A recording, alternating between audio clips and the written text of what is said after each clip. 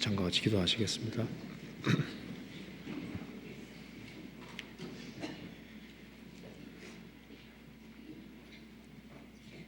저희를 사랑하시는 하나님 아버지, 오늘도 저희들을 한자리에 불러 모아주시고 하나님의 말씀으로 교훈받게 해주신 것을 진심으로 감사드립니다.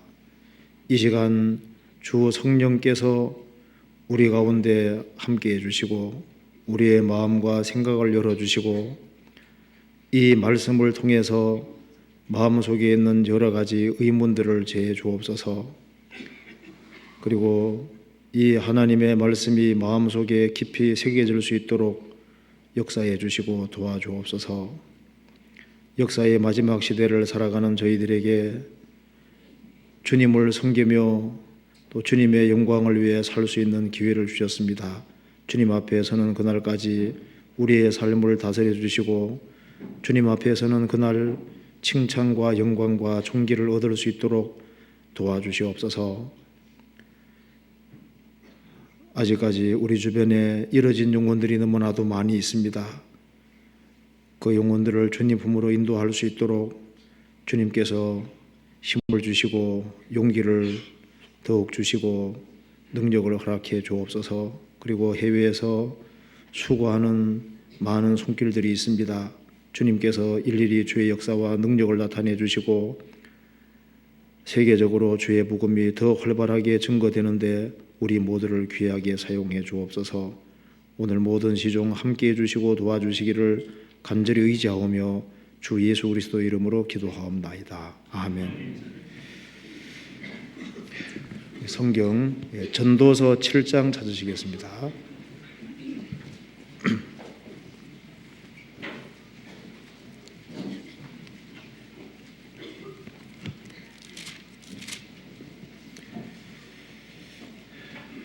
(7장) 13절입니다.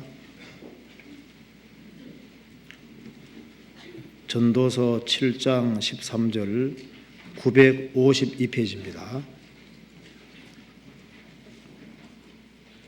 7장 13절 제가 읽겠습니다.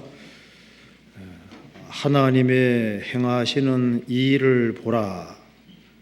하나님이 굽게 하신 것을 누가 능히 곧게 하겠느냐. 형통한 날에는 기뻐하고 곤고한 날에는 생각하라. 하나님이 이 두 가지를 병행하게 하사 사람으로 그 장래 일을 능히 헤아려 알지 못하게 하셨느니라. 그 다음 또 한 군데 보시겠습니다. 전도서 3장 14절입니다. 14절 무릇 하나님의 행하시는 것은 영원히 있을 것이라. 더할 수도 없고 덜할 수도 없나니 하나님이 이같이 행하심은 사람으로 그 앞에서 경외하게 하려 하심인 줄을 내가 알아도다. 이제 있는 것이 옛적에 있었고 장래에 있을 것도 옛적에 있었나니 하나님은 이미 지난 것을 다시 찾으시느니라. 자, 전도서 7장 13절을 같이 읽어보시겠습니다. 7장 13절 같이 읽겠습니다.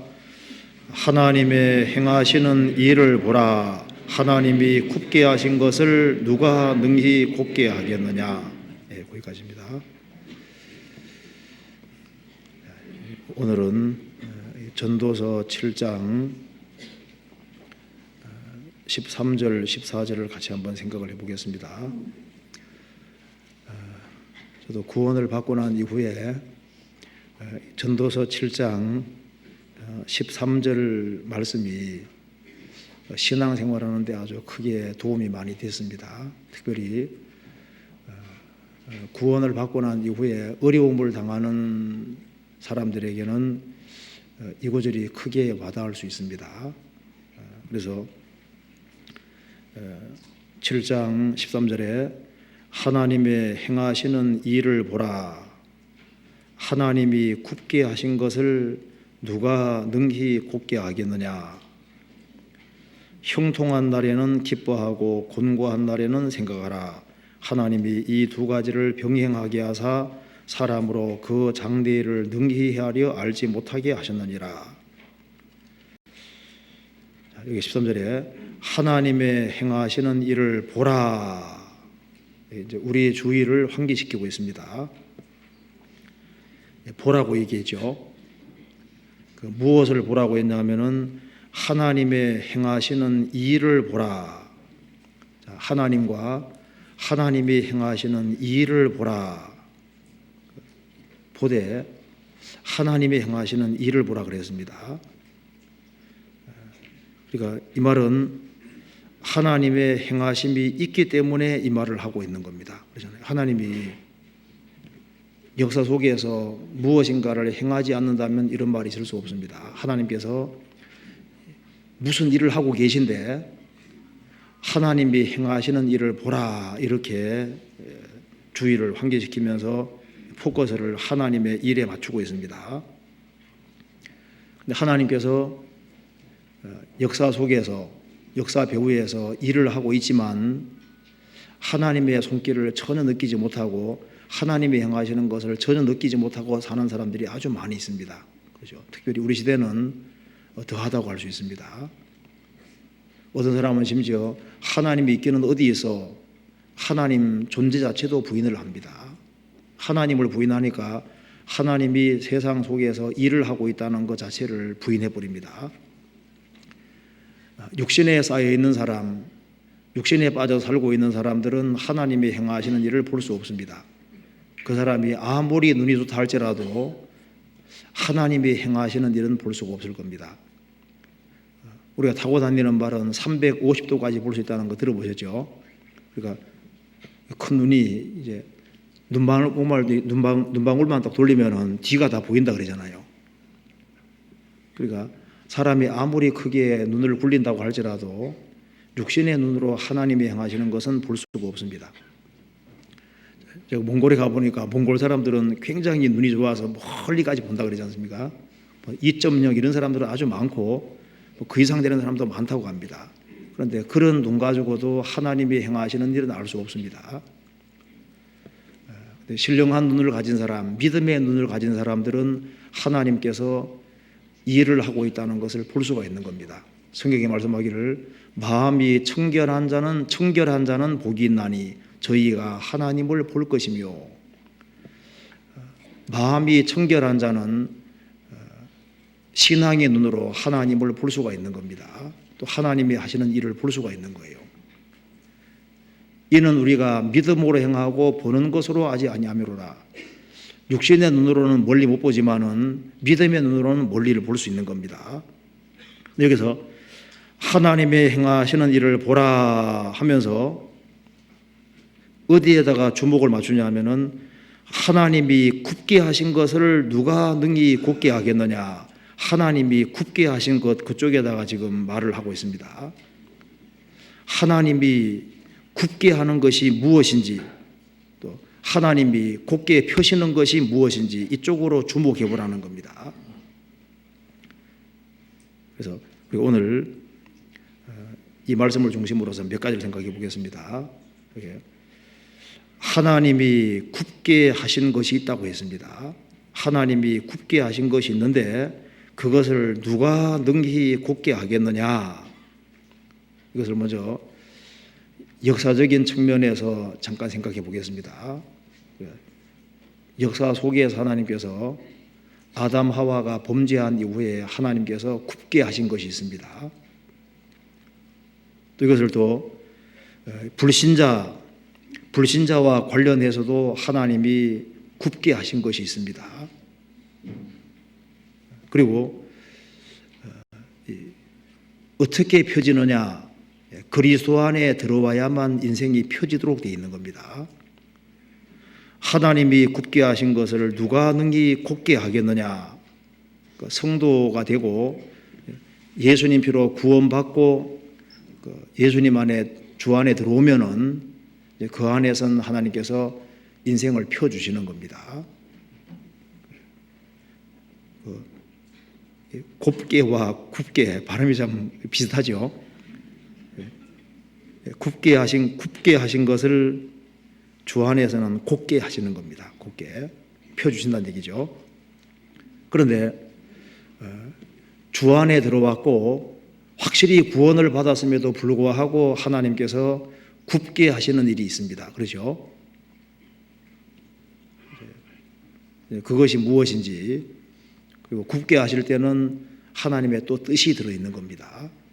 아무 잘못이 없는데 인생을 하나님께서 굽게 하시는 사람들이 있습니다. 그런데 하나님이 굽게 하셨을 때는 때가 될 때까지는 펴지질 않는 겁니다. 주님 뜻이 이루어질 때까지는 펴지질 않는 거예요. 그렇게 말씀하시면서 14절에 형통한 날에는 기뻐하고 곤고한 날에는 생각하라. 생을 살아가면서 하나님께서 형통한 날을 주실 때는, 이제 곤고한 날을 주실 때는 뭔가 생각을 할 때라고 말입니다. 그리고 형통한 날에는 기뻐하면서 무엇인가를 또 대비하고 살아야 된다는 겁니다. 왜냐하면 하나님께서는 이 두 가지를 병행하게 하신다 그랬죠. 곤고와 형통을 병행하게 하시기 때문에 곤고한 날에는 깊이 생각을 해봐야 되는 거고, 형통한 날에는 기뻐하면서도 또 곤고한 날이 올 수 있기 때문에 또 무엇인가를 생각하고 대비하고 살아야 된다는 겁니다. 그래서 사람으로 그 장래일을 능히 헤아려 알지 못하게 하셨느니라. 하나님이 장래일을 알지 못하게 하셨다. 장래는 하나님께 속한 겁니다. 그러면은 인간이 완전히 아는 것이 완전히 불가능하다는 얘기냐? 물론 여기에 하나님은 동일하게 반복적으로 행하시는 일이 있기 때문에 어느 정도까지 예측은 가능합니다. 물론 다 할 수는 없지만은 어느 정도 인생 예측은 가능한 거거든요. 그리고 여기에 하나님이 굽게 하신 것이 있으면은 하나님은 펼 수 있는 능력이 있는 분입니다. 그렇죠? 천국에 들어가면은 굽은 것은 완전히 곧아지게 되고 모든 것이 완전히 펴지게 되는 겁니다. 그러니까 이 말씀 속에 아주 많은 내용이 들어있는데요. 이걸 한번 이 말씀 순서에 따라서 한번 같이 생각을 해보도록 하겠습니다.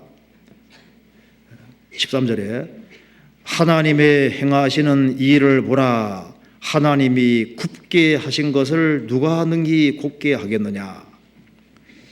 자, 여기 굽게란 말이 왜 생겼을까요? 범죄 때문에 굽게란 말이 들어오게 된 겁니다. 원래 슬픔이라는 말과 원래 고통이란 말, 추한 것, 이런 것은 범죄가 없으면은 있을 필요가 없는 단어가 되는 겁니다. 그렇잖아요? 하나님께서 천지를 창조하시고 식물과 동물을 만드시고 제일 마지막에 사람을 만드셨습니다. 그리고 하나님께서 말씀하시기를 보시기에 심히 좋았더라. 원래 창조하신 그 세계는 모든 것이 곧고 아름답고 거기에는 굽은 것이 없었던 겁니다. 창세기 1장에 기록되기를 짐승들은 전부 다 풀만 먹었다고 기록이 되어 있습니다. 그리고 아담 하와는 농사 지은 것이 아니라 과일과 채소만 먹었다고 성경 기록하고 있습니다. 그런데 아담 하와가 범죄함으로 하나님께서 땅을 저주하셨고, 그래서 이 범죄로 말미암아 굽은 것이 생기게 됐습니다. 하나님께서 이제 모든 창조 세계를 완전히 딱 틀어놓으신 거예요. 그래서 하나님께서 땅을 저주하시기 때문에 사람에게도 죄의 기질이 들어오고 이제 굽은 것이 들어오게 된 겁니다. 그리고 하나님께서 땅을 저주하셨고 이 피조물 세계에도 저주하시기 때문에 천적에 생기고 아주 살벌하고 무서운 세계가 되어버린 겁니다. 그래서 성경이 말씀하기를 피조물이 다 탄식하고 있다고 했습니다. 원래 하나님이 천지를 창조하셨을 때는 사자는 풀 먹었다고 성경 기록되어 있잖아요. 그리고 곰도 풀 먹었다고 되어 있고 뱀에게 독도 없었다고 기록이 되어 있습니다. 근데 범죄 결과라 하나님께서 우리 속에도 죄의 기질이 들어오고 이제 왜곡되고 구부러진 게 들어온 것처럼 모든 피조 세계도 그렇게 돼버렸습니다. 그래서 토끼는 지금 여우피에 달아나느라고 고생하죠. 천적에 있으니까 모든 피조물이 다 고생하고 있는 거예요. 그것이 왜 그러냐 랬 하면은 범죄로 인해서 그렇게 된 겁니다. 그 사람도 범죄함으로 그 지성과 감성, 의지 전체에 왜곡이 오고 다 삐뚤어지게 되고 잘못되게 돼버린 겁니다. 그래서 우리가 하나님께서 만든 세계를 보면은 야, 이게 정상이 아니다. 하나님이 좋으신 분인데 왜 이렇게 갈등되는 세계가 주어져 있을까? 하나님의 행하시는 일을 보라. 하나님이 굳게 하신 것을 눈 크게 뜨고 보면은 보인다 그 말입니다. 지금 바다를 들어가도 바다 속에도 뱀이 있잖아요. 독뱀입니다. 독 있는 뱀 한 50종류가 된다 그러죠. 그리고 뭐 물고기의 세계 보든 그 새의 세계를 보든 어디들 보든 간에 위험이 도사리고 있는 세계 속에 들어와 있습니다. 뭔가 굽어져 있거든요. 지금 정상이 아니다 그 말입니다. 그래서 이 굽은 것을 누가 펼 수 있느냐? 그건 하나님 외에는 될 수 없는 겁니다. 그래서 예수님께서 왜 초림하시느냐? 왜 재림하시느냐? 그 이유는 굽은 것을 펴시기 위함입니다. 그러잖아요.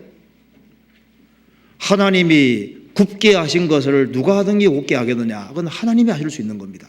그래서 하나님께서 사람이 되신 분이 바로 예수님이고 예수님이 오셔서 아담의 타락으로 말미암아 주어진 모든 것들을 다 회복시키시는 겁니다. 그래서 예수님이 십자가에 죽으시고 부활하심으로 우리 죄를 피로써 영원히 씻으셨고 그래서 우리를 죄의 형벌에서 구원하셨고 죄의 세력에서 구원해 가시고 주님 재림하시면은 우리 몸까지도 완전히 새로운 몸으로 변화시키시는 겁니다.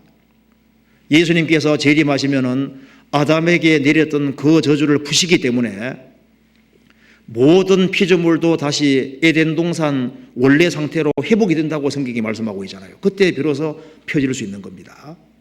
성경 로마서 8장을 찾아보시겠습니다.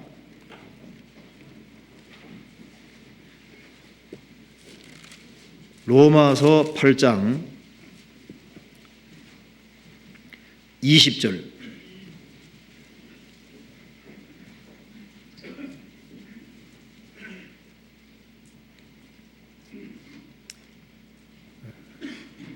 (19절부터) 제가 읽겠습니다. 피조물에 고대하는 바는 하나님의 아들들에 나타나는 것이니 피조물이 허무한데 굴복하는 것은 자기 뜻이 아니요 오직 굴복해 하시는 이로 말미암음이라. 그 바라는 것은 피조물도 썩어짐의 종노릇한 데서 해방되어 하나님의 자녀들의 영광의 자유에 이르는 것이니라. 피조물이 다 이제까지 함께 탄식하며 함께 고통하는 것을 우리가 아나니.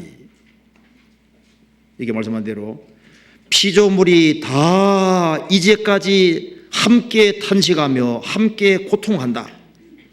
그래서 하나님의 아들들이 나타나는 것을 고대하고 있다. 예수님이 재림할 때 저주를 푸시는 겁니다. 그래서 이사야 11장, 이사야 65장에 나와 있는 말씀대로 저주를 푸실 때 다시 에덴 동산처럼 원상복귀가 이루어지게 되는 겁니다. 성경 이사야 11장 찾아봅시다.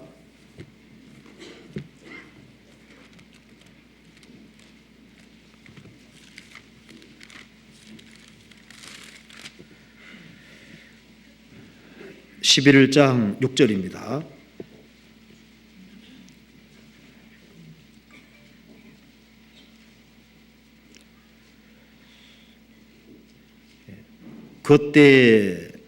그때가 예수님이 재림하실 때입니다. 그때 이리가 어린 양과 함께 거하며 표범이 어린 염소와 함께 누우며 송아지와 어린 사자와 살찐 짐승이 함께 있어 어린아이에게 끌리며 암소와 곰이 함께 먹으며 그것들의 새끼가 함께 엎드리며 사자가 소처럼 풀을 먹을 것이며 젖먹는 아이가 독사의 구멍에서 장난하며 젖된 어린아이가 독사의 굴에 손을 넣을 것이라. 나의 거룩한 산 모든 곳에서 해됨도 없고 상함도 없을 것이니 이는 물이 바다를 덮음같이 여호와를 아는 지식이 세상에 충만할 것임이니라. 천전왕국때 있을 일입니다. 예수님이 재림하시면은 아담 때 내렸던 그 저주를 푸실 때 다시 에덴 동산처럼 복귀가 되어서 천전왕국이 이루어지고 그 다음에 하나님께서 천지를 없애시고 이제 영원한 새 하늘과 새 땅이 있게 되는 겁니다. 그래서 전도서에서 말씀하기를 뭘 봐야 되느냐, 하나님이 세상을 지금 굽게 하신 것을 잘 보라고 말입니다. 지금 아담 때 내렸던 저주가 지금도 그대로 진행 중인 걸 보라고 말입니다. 볼 때 죄가 얼마나 무서운 것인지를 볼 수 있는 겁니다. 그렇잖아요. 하나님께서 만드신 만물을 보면은 지금 여기 세상이 지금 문제가 있는 걸 알 수 있습니다. 지금 사람 자신도 지금 자신이 뭔가 문제가 있다는 걸 알 수 있죠. 인간이 뭔가 지금 고장난 게 맞다 그 말입니다. 뭔가 굽은 것이 들어와 있습니다. 바르게 살라 해도 잘 되지 않는 뭔가가 들어와 있잖아요. 굽은 것은 어디든지 볼 수 있는 겁니다. 그걸 보라고 지금 공부하고 있는 겁니다. 그리고 우리가 하나님의 선민인 이스라엘을 성경을 통해서 쫙 읽어보면은 하나님께서 언제 이스라엘 역사를 굽게 만드시고 언제 펴시는지를 볼 수 있습니다. 이스라엘이 불순종의 길을 걸어갈 때는 하나님께서 틀림없이 어떻게 하셨습니까? 이스라엘 역사를 딱 굽게 만드셨습니다. 그래서 이방인들에게 고통을 받도록, 그 고통에서 참으로 부르짖으면은 하나님께서 또 건져주시고 그들의 인생을 펴주셨다가 또 곁길로 걸어가면 하나님께서 어떻게 하셨습니까? 또 그들의 인생을 딱 굽게 만드셔서 고통을 받게 만드셨습니다. 이스라엘이 불순종의 길을 걸어가면은 가도산이고 또 가도산인 겁니다. 성경이 말씀한 대로 대저 산들을 지으시며 평지가 아니라 산들을 지어서 이스라엘 앞뒤가 꽉꽉 막히게 만드시는 거예요. 그리고 하나님께서 불순종의 길을 걸어갈 때 환란의 바람을 창조하셨고 평탄치를 못하잖아요. 그리고 하나님께서 낮을 흑암으로 바꾸시는 일을 하셨습니다.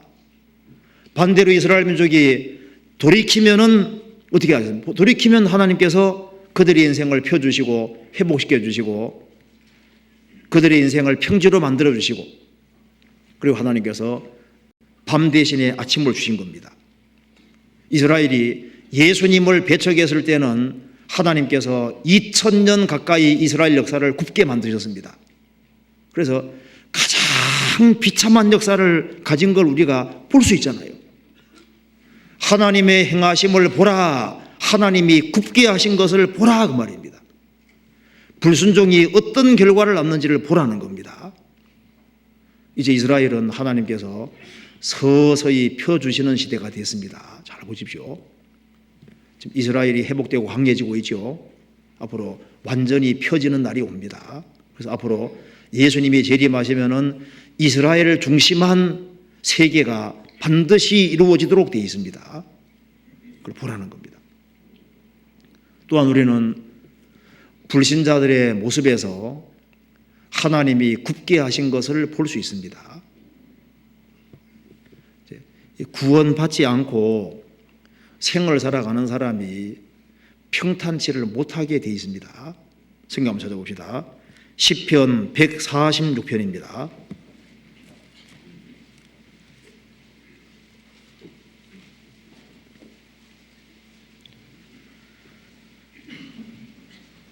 (9절)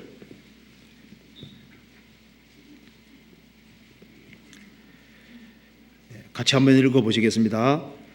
여호와께서 객을 보호하시며 고아와 과부를 붙드시고 악인의 길을 굽게 하시는도다. 악한 자가 결국은 심판을 받게 되어 있습니다. 하나님께서 아예 하나님을 등지고 살기로 작정을 하고 영원한 세계와 하나님에 대해서 마음문을 완전히 딱 닫고 있는 사람은 오냐 네 할 테면 해봐 하고 하나님이 버려두시는 경우도 있다 그러죠. 그러다가 죽음 건너가면 그대로 지옥 직행이라고 되어 있습니다. 근데 하나님께서는 사람을 사랑하시기 때문에 그 악인일지라도 구원받기를 원하십니다. 그 하나님께서 왜 하나님을 등지고 살아가는 사람의 길을 굽게 만드시냐 하면은 그들을 구원하기 원하시기 때문입니다. 여호와께서 객을 보호하시며 고아와 과부를 붙드시고 악인의 길을 굽게 하시는도다.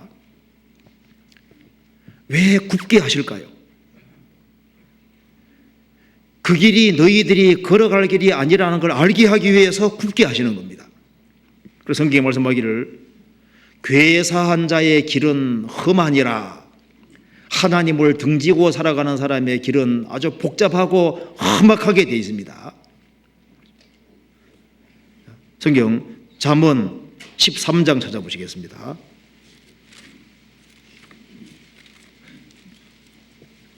13장 15절입니다.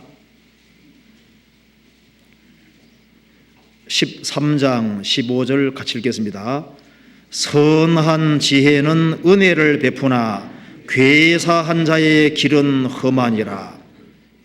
거짓된 사람의 길은 험하니라. 하나님을 등지고 거짓되게 살아가는 사람의 인생길은 험하니라. 호세아 2장에 말씀한 대로 하나님께서 그들에게 인생의 가시를 주시고 인생의 담을 주시는 겁니다. 가시에 찔리면 아프잖아요. 지옥 가는 길도 쉬운 길이 아닙니다. 지옥 가려면 장애물을 많이 뛰어넘어야 갈 수 있는 거예요. 지옥 가려면 양심의 가책을 다 이겨야 됩니다. 그러죠? 주변 사람들이 아주 강권하는 그 강권을 뿌리쳐야 되는 거예요.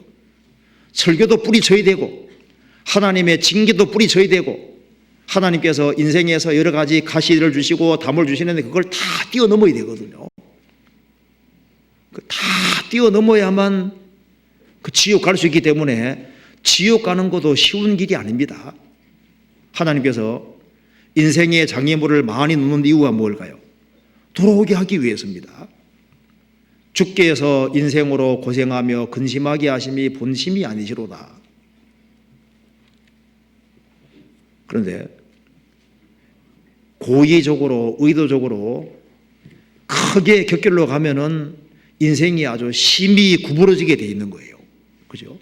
성경 한번 찾아봅시다. 잠언 21장 8절.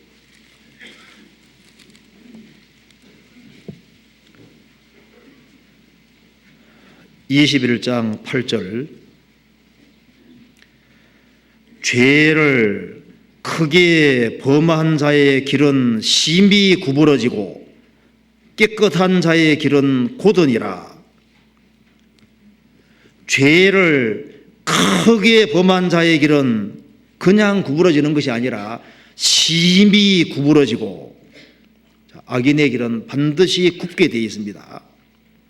이 세상에서 잠깐 형통하더라도 그 무서운 심판을 피할 수 없습니다. 그러니까 인간은 결코 하나님을 이길 수 없기 때문에 그가 끝까지 하나님을 등진다면은 완전히 꼬이고 완전히 굽은 곳으로 인도되고 거기에서 나올 수 없게 되는 겁니다. 이스라엘 백성들은 매 안식일마다 성경을 배우고 외웠습니다. 그렇지만은 깨닫지를 못했습니다. 왜냐하면 마음이 떠난 상태에서 배우면 깨달아지지 않습니다. 그래서 로마서 11장 보면은 저희 눈은 흐려서 보지 못하게 하시고 저희 등은 항상 굽게 하옵소서 그런 말씀이 있습니다. 이스라엘 백성들이 성경이라는 식탁에 앉아서 성경을 배워야 되는데 성경만 배우는 것이 아니라 그게 장로들의 유전과 전통이 들어오고 잘못된 교리도 섞어서 같이 배우고 거기에 마음까지도 들어가지 아니하니까 그 잘못된 밥상에 앉아서 먹으면 먹을수록 점점 영혼의 눈이 더 어두워지고 등이 점점 굽어서 결국에는 그리스도까지 배쳐가는 그런 엄청난 결과가 생기게 되었습니다. 하나님께서 악인의 길은 굽게 만드십니다. 형통치 못하도록 만드시는데 왜 그러냐? 돌이키기 하고 그렇게 하시는 거예요. 그래도 끝까지 안 돌이키면 자기 책임입니다. 인간에게 자기 책임이라는 것이 분명히 있습니다. 그리고 하나님이 굽게 하시는 분이라고 되어 있으니까 이게 무서운 얘기입니다. 아담이 딱 한 번 범죄했는데, 선악과를 먹는 그 한 번 범죄했는데 피조 세계가, 하나님이 만드신 세계가 완전히 굽어져 버렸잖아요. 지금 하나님을 등지고 사는 사람의 인생길은 굽게 되어 있습니다. 그러면 끝까지 구원받지 아니하고 죽음 건너가면 어떻게 될까요? 그들은 영원히 펴지지 않는 완전히 굽은 곳으로 들어가게 되는데, 그곳에 들어가면 펴는 것이 불가능하잖아요. 살아있는 동안만 팔자 고칠 수 있습니다. 원래 팔자 고쳤다, 이 팔자가 사실 운명을 벗어났다 그런 뜻이거든요. 구원받지 아니한 사람은 조금만 상상해봐도 이게 무서운 얘기라는 걸 알 수 있습니다. 하나님께서 완전히 딱 굽을 들이는 겁니다. 지금은 굽을 들여 놨지만은 펴질 수 있는 가능성이 있는데, 죽음 건너가면 펴질 수 있는 길이 없잖아요. 자, 지옥에 들어가는 사람은 이건 지금 무서운 얘기입니다. 누가복음 16장의 부자가 음부에 떨어졌습니다. 그는 그곳에서 고통에서 펴지는 법이 없잖아요. 고통이 주어지면 그 고통이 계속 가는 겁니다. 그렇죠? 슬픔이 주어졌으면 슬픔이 계속 가는 거고, 거기는 물 한 방울이 없는데 그것이 계속 되는 겁니다. 그리고 자기의 추한 모습 자체가 바꿔질 수가 없잖아요. 거기는 구더기도 죽지 않고 불도 꺼지지 아니하느니라. 사람마다 불로서 소금 치도함 받으리라. 이 성경은 사실입니다. 하나님을 조롱하는 사람들이 많이 있잖아요. 근데 그것도 잠깐입니다. 잠시 후에 주님을 만나게 되면은 하나님을 등진 모든 사람은 하나님이 굽게 하시는 것을 보라 그랬으니까 이 굽게 된 것이 영원히 계속될 겁니다. 그래서 고통이 한순간만이라도 감해지면 좋은데, 세상에는 고통스럽더라도 잠깐이라도 쉴 수 있는 게 주어지잖아요. 지옥은 그런 것이 없습니다. 고통이 딱 주어지면은 구부러진 것이 계속 가는 거예요. 그렇죠? 죄책감이 있어도 우리는 세상에서는 한순간 누그러뜨려지는 경우가 있는데, 그 죄책감이 한순간도 누그러뜨리지 아니하고 죄책감 자체가 계속 가면 얼마나 무서운 겁니까? 자기의 어떤 모습이 흉하게 바뀌었는데, 흉측하게 부활이 됐는데, 흉측한 상태로 그 상태가 계속 간다면 어떻게 되겠습니까? 우리가 상상할 수 있는 가장 안 좋은 것이 무한히 계속되는 것이 지옥인데, 그것은 반드시 피할 것에 속하는 겁니다.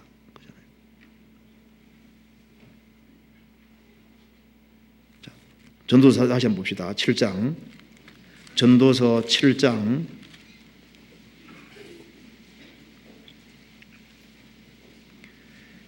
13절. 하나님의 행하시는 일을 보라. 하나님이 굽게 하신 것을 누가 능히 곱게 하겠느냐. 저도 구원을 받기 전에 어릴 때는 제가 죄인인 줄 몰랐죠. 그런데 이제 10대를 지나가면서 내 속에 죄의 기질이 있는 겁니다. 구원받기 전에. 그래서 이 죄를 어떻게 안 지어보려고 노력을 하는데, 이 속에 뭔가 내가 원치 않는 뭔가 하나가 새로운, 구원받기 전에 뭔가 하나 새로운 다른 기질이 있는 거예요. 이게 악으로 달려가려는 기질이 있는 겁니다. 이걸 없애보려고 노력하는데 이게 안 되는 거예요. 구원받기 전에 누구든지 뭔가 이게 내가 고장났다. 왜 내가 원하는 대로 나는 바르게 살고 싶은데 왜 이게 안 되지? 내 속에 뭔가 잘못된 것이 들어와 있다 그 말입니다. 타락된 본성과 기질이 들어와 있는 거예요. 이걸 바꿔보려고 노력을 하는데 이게 안 되는 겁니다. 원치 않는 바 악을 행하고 이게 왜 그러냐 그 말입니다. 성경에 말씀하기를 하나님이 굽게 하신 것이 구원받지 아니한 사람이라도 알 수 있습니다. 내가 뭔가 고장난 걸 알 수 있거든요. 내가 뭔가 고장나 있는데 문제가 있는데 이걸 누가 펼 수 있겠냐 그 말입니다. 세상은 종교로 풀어보라고 합니다. 종교의 기의도 해보고 도덕도 추구해보고 공부도 아주 많이 해보고 그렇게 한다고 해서 사람을 바꿀 수 있는 게 아니잖아요. 누가 능히 곧게 하겠느냐? 주 예수 그리스도만 이 일을 할 수 있는 겁니다. 어느 날 사람들이 복음을 듣습니다. 듣는 가운데 예수님 피가 내 죄를 영원히 처리하신 것을 성령께서 깨닫게 도와주시고 속죄를 받고 성령이 들어오실 때 그때 그 사람은 비로소 뭐가 됩니까? 비로소 새로운 피조물이 되는 거예요. 그때부터 주님께서 속에서 작업을 하셔서 그 사람을 어떻게 합니까? 마음과 생각을 바꾸시고 그 사람 인생을 곧게 만드시고 펴가시는 거예요. 그리스도 안에만 펼 수 있는 겁니다. 성경 전도서 1장 찾아보시겠습니다.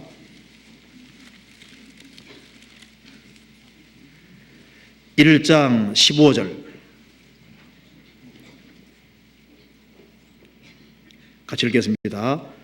구부러진 것을 곧게 할 수 없고 이지러진 것을 셀 수 없도다. 이 세상을 보면은 구부러진 것이 너무 많아요. 구부러진 것을 곧게 할 수 없고 이지러진 것을 셀 수 없도다. 아담 안에서는 점점 더 부패가 심해지고 점점 안 좋은 쪽으로 가고 굽은 것이 더 심해지고 더 많이 찌그러지고 이그러지고 있습니다. 그러죠? 지금 보시면은 이 사회도 더 찌그러지고 더 왜곡돼 가고 세상에는 사고방식이 더욱더 꼬이고 더욱더 굽어지고 잘못돼 가고 있습니다. 그렇죠? 이걸 누가 펼 거냐 그 말입니다.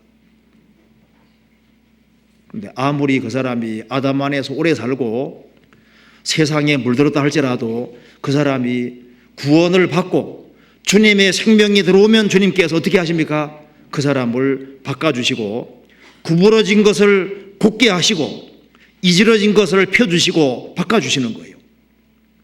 누가복음 13장에 보면은 18년 동안 귀신 들려서 허리가 굽어졌는데 완전히 꼬부러져서 조금도 펴지 못하는 여인 얘기가 나옵니다. 그러니까 허리가 완전히 굽어졌으니까 모습이 어떤 모습입니까? 짐승 모습 비슷한 거예요. 그러니까 허리가 완전히 굽었으니까 하늘을 잘 쳐다볼 수도 없습니다. 그 땅만 쳐다보고 사는 그런 인생이 돼 있는 거예요. 짐승같이 된 겁니다. 이걸 누가 펼 거냐 그 말입니다. 예수님께서 안수하시니까 쫙 펴지셨죠. 그는 하늘을 쳐다볼 수 있게 되고 당당히 걸어갈 수 있는 인생으로 바꿔주신 겁니다. 이 세상은 왜곡되고 굽어지고 이렇게 되고 있는데 이 세상에서 누가 힘있게 생활을 살 수 있냐 그 말입니다. 사람이 구원받아야만 가능한 겁니다. 구원받을 때 주님이 그 사람을 새로운 피조물로 만들어주시고 마음과 생각을 펴주시고 정상적으로 쭉 만들어 가시는 겁니다. 무엇으로? 말씀으로. 말씀에는 굽은 것이 없거든요. 잠언 8장 찾아봅시다.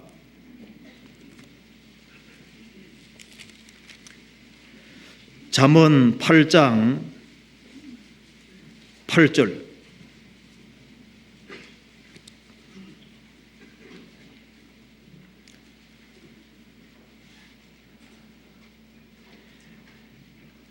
내 입의 말은 다 의로운즉 그 가운데 굽은 것과 피역한 것이 없나니 이는 다 총명 있는 자의 밝히 아는 바요 지식 얻은 자의 정직히 여기는 바니라. 내 입의 말은 다 의로운 적 그 가운데 굽은 것이 없다. 패역한 것이 없다. 하나님 말씀은 정직하고 곧습니다. 그렇기 때문에 하나님 말씀을 계속 배우면 어떻게 됩니까? 그 사람은 곧아지게 돼 있고 정직한 길을 걷게 돼 있고 곧은 길을 갈 수 있게 되는 겁니다. 그리스도 안에 있으면은 굽은 것이 펴집니다. 비정상적인 사람도 계속 배우면은 말씀이 교정시켜서 그 사람을 바른 사람으로 만들어 가시고 하나님 앞에 쓰임 받는 사람으로 만들어 가시잖아요. 예수님은 상한 갈대를 꺾지 아니하시며 꺼져가는 심지를 끄지 아니하시고 그들에게 성령을 주시고 그들에게 소망을 주시고 그들로 바른 길을 걸어가게 만들어 주시는 겁니다. 곧은 길 쪽으로 가게 만들어 주시는 거예요. 이사야 42장 찾아봅시다.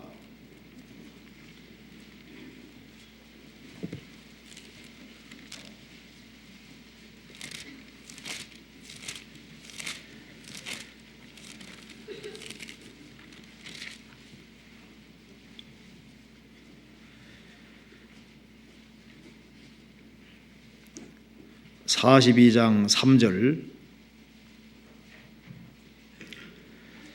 상한 갈대를 꺾지 아니하시며 꺼져가는 등불을 끄지 아니하고 진리로 공의를 베풀 것이며 그 다음에 16절입니다.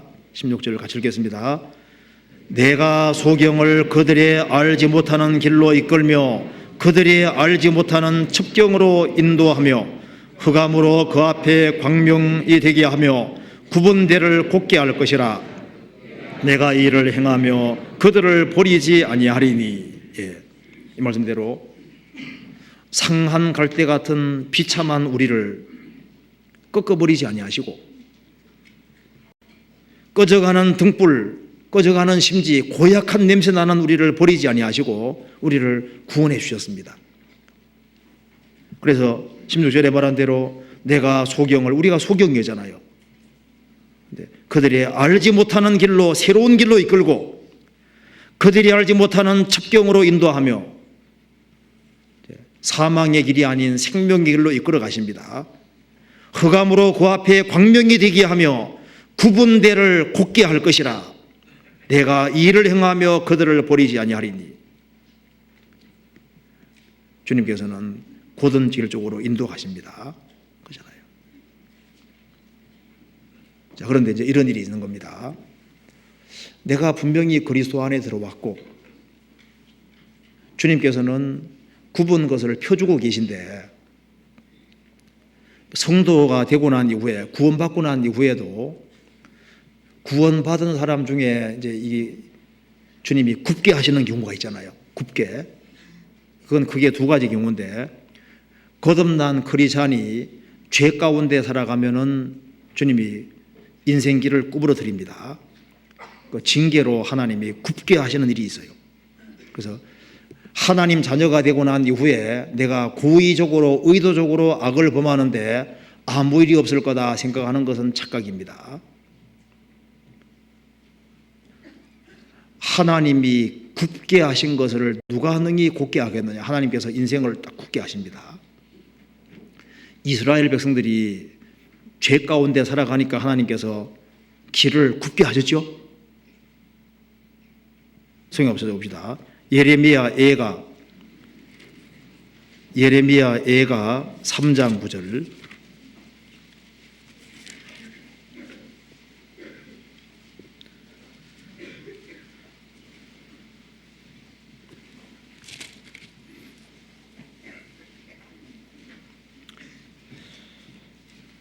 자, 3장 9절입니다. 1146페이지입니다. 다듬은 돌을 쌓아 내 길을 막으사 내 첩경을 굽게 하셔도다. 이스라엘이 불순종의 길을 걸어가니까 하나님께서 길을, 다듬은 돌을 쌓아서 인생길을 막으시고 첩경을, 길을 굽게 하셔도다. 딱 굽을 들여버리는 겁니다. 다윗이 잘 나가다가 다윗이 살인죄와 간음죄를 짓고 난 이후에 어떻게 되었습니까? 인생길이 그냥 확 구부러져 버렸죠. 그래서 집안에 엄청난 고통이 주어지게 되고 집안에 아주 엄청난 갈등이 있게 되고 심지어 다윗이 자기 아들 압살롬과 전쟁터에서 대면하게 되고 아버지와 아들이 싸운다는 건 참 보통 일이 아니잖아요. 그런 슬픈 일이 왜 생겼냐 하면은 이게 징계인 겁니다. 징계. 결국은 압살롬이 죽게 됐잖아요. 다윗이 얼마나 슬펐습니까? 내 아들 압살롬아, 내 아들 압살롬아, 차라리 내가 죽었으면 좋았을 텐데. 그 징계라는 겁니다. 삼손이 진리를 따라 행치 아니하고 이제 슬슬 곁길로 가기 시작하고 이제 고의적으로 곁길을 막 다니는 겁니다. 나중에 눈이 빠지는 엄청난 고통을 겪게 되죠. 그리고 눈이 빠진 상태에서 블레셋 사람에게 잡혀가서 감옥에서 맷돌 돌리는 신세가 된 겁니다. 왜 그렇게 인생이 굽어졌냐? 그 죄 때문에 그런 일이 있는 겁니다. 크리스찬이 고의적으로 의도적으로 죄를 지으면서도 내 인생은 평탄할 거다, 잘 돼 갈 거다 이래 생각하면은 그건 착각입니다. 사람은 IQ가 아무리 높아도 100 몇십 넘기가 어렵잖아요. 200 될 수도 없잖아요. 그런 사람은 찾기 어려울 겁니다. 없을 겁니다. 거의. 하나님은 IQ가 무한대시거든요. 하나님을 이길 수는 없습니다. 그래서 돌이키지 않을수록 점점 더 구부러지도록 되어 있는 거예요. 그런데 죄로만 구부러지는 것이 아니다 그 말입니다. 비록 구원을 받고 내가 주 안에서 근실하게 정직하게 바르게 살지만 하나님께서 그 사람 인생을 구부러뜨리는 굽게 하는 일이 있는 거예요. 죄가 아니더라도 시련은 틀림없이 올 수 있습니다. 예상치 못한 질병도 오고 갑자기 일이 꼬여서 이상한 사람을 만나게 되는 거예요. 만나서 인생이 꼬이는 겁니다. 아주 애매한 고난에 들어가고 그런 일이 생길 수 있는 거예요. 전혀 내가 의도하지 않았는데 예상치 못한 꼬이는 일들이 생기고 인생에서 굽은 일들이 생기고 그것이 오랫동안 지속되는 일이 있느냐? 그럴 수 있다고 성경은 말하고 있는 겁니다. 거기에는 신령한 뜻이 들어있는 겁니다. 이 성경 창세기부터 요한계시록까지 읽어보면은 독실한 성도, 정말 진리 가운데 살아가는 성도임에도 불구하고 하나님께서 굽게 하시는 일이 있는 거예요. 야곱에게 12아들이 있는데 그 중에서 가장 경건한 사람이 누구였습니까? 요셉은 하나님을 잘 섬기는 사람이었습니다. 그렇죠? 그런데 그 야곱의 10명의 아들, 요셉의 10명의 형들은 요셉을 미워했습니다. 그래서 그 형들이 은 20을 받고 요셉을 에집트에 팔아먹는 거 봐요. 자, 17살 나이인데 한번 상상해 보세요. 17살이라 그러면요, 지금 고등학생 정도 되죠. 고등학생 정도. 그 나이에 이국 땅으로, 말도 안 통하는 이국 땅으로 내려갔다 그 말입니다. 그 마음속에 얼마나 큰 고통이 있었겠어요. 그죠? 근데 그것이 오랫동안 지속이 됐습니다. 물론 요셉은 하나님을 믿는 사람이기 때문에 그 고통과 어려움 속에서도 성실하게 근실하게 살았습니다. 나중에 이제 나이가 점점 들어가면서 핸섬하게 바뀌었죠.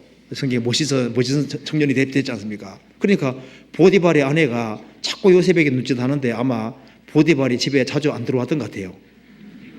상상해 보세요. 그런데 요셉 보니까 이 마음에 들거든요. 그래서 보디발 아내가 눈짓을 하는 겁니다. 자, 그런데 요셉이 그 보디발 아내의 시험을 이겼죠. 그래서 그것 때문에 그 같이 잠자는 것을 거절하는 것 때문에 억울하게 감옥까지 들어갔습니다. 그 기간이 총 13년. 하나님께서 13년 동안 인생을 구부러뜨려 놓은 것입니다. 하나님이 굽게 하신 것을 보라. 우리가 성경 통해 그걸 볼 수 있습니다. 하나님께서 때로는 진리 가운데 삶에도 불구하고 바르게 삶에도 불구하고 하나님께서 인생을 구부러뜨리는 사람이 있구나 하는 것을 배울 수 있는 겁니다. 그것이 그런 일이 있고 하나님이 행하시는 일 중에 그 일이 포함되어 있는 거예요. 나중에 요셉이 총리 대신이 됐습니다. 그리고 나중에 자신을 미워하던 팔아먹었던 그 형들을 만나게 되잖아요. 만나고서 무슨 말 얘기했습니까? 창세기 45장 5절에 이렇게 말했습니다. 당신들이 나를 이곳에 팔았으므로 근심하지 마소서, 한탄하지 마소서. 하나님의 생명을 구원하시려고 나를 당신들 앞세워 보내셨나이다. 그에는 하나님의 섭리가 있었고 에집트를 구원하고 이스라엘을 구원하려는 선한 목적이 있었기 때문에 요셉이라는 사람을 대표로 하나님께서 인생을 구부러뜨렸다 그 말입니다. 하나님께서 선한 목적으로 구부러뜨리는 경우가 있다 그 말입니다. 다윗은 기름 부음을 받고 난 이후에 10년 이상 인생이 참 비참했다는 거 아시죠? 고통스럽다는 거 아시죠? 다윗은 목동에 불과합니다. 그런데 왕이 대적하는 거 봐요. 보통 사람이 아니라 왕이 한 10년 이상을 쫓아다니면서 죽이려고 한다고 생각해 봐요. 아마 그 다윗이 느꼈던 고통과 괴로움은 상상 자체를 할 수 없을 겁니다. 아주 인생이 아주 기구하고 너무 고통스러운 일이 많았잖아요. 다윗이 얼마나 고통스러웠는지 이런 얘기를 했습니다. 성경 찾아봅시다. 시편 56편.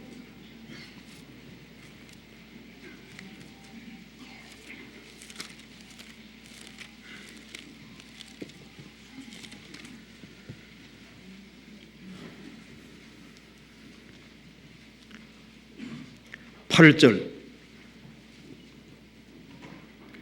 같이 읽어보겠습니다. 나의 유리함을 주께서 계수하셨으니 나의 눈물을 주의 병에 담으소서. 이것이 주의 책에 기록되지 아니하였나이까.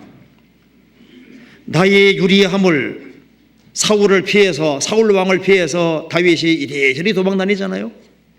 나중에는 이스라엘 안에서는 피할 데가 없으니까 해외까지 도피했습니다. 나의 유리함을 주께서 다 세시고 계셨으니 나의 눈물을 주의 병에 담아줘서. 눈물을 얼마나 많이 흘렸으면 주님의 병에 담으라고 했을까요? 주의 병에 내 눈물을 담으소서. 이것이 주의 책에 기록되지 아니하였나이까. 다윗은 많은 눈물을 흘렸습니다. 많은 고통 속에 있었거든요. 하나님께서 10년 이상을 구부러 놓은 겁니다. 딱 꼬불뜨려 놓은 거예요. 때가 될 때까지는 펴지지 않습니다.